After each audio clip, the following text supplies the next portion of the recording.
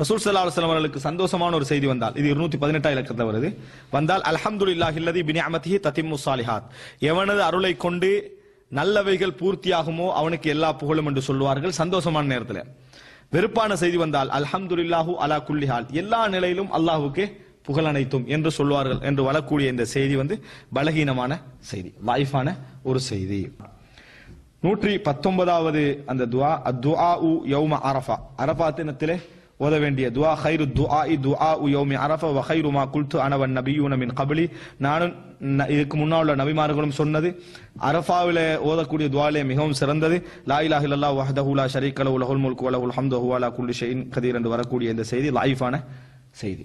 இது பலகீனமானது. அரஃபா தினத்துல லா இலாஹ இல்லல்லாஹு வஹ்தஹு லா ஷரீக லஹு லஹுல் முல்கு வ லஹுல் ஹம்து வஹுவ அலா குல்லி ஷைஇன் கதீர் என்று வரக்கூடிய சில அறிஞர்கள் இதை ஹசன் லிகைரிஹி அப்படின்ற தரத்துல சொல்றாங்க. அப்படின்னா என்ன வாங்கிங்க, இஸ்னாதுகள் எல்லாமே பலகீனம். சில அறிஞர்களுடைய விமர்சன அந்த பார்வையில் ஹசன் லிகைரி என்ற தரத்துக்கு என்ன செய்தி வருது, ஆனால் அந்த செய்தி பலகீனமானதுன்றதான் சரியானது. ஆனா அரபா தினத்துல எங்களுக்கு நாங்க ஹுர் எந்த துவா என்ன செய்யலாம், அந்த நேரத்துல ஏதாவது எவ்வளவு நம்ம என்ன செய்யலாம், துவா கேட்கலாம். இந்த ஹதீஸ் அதாவது 3585வது இடத்துல வருது.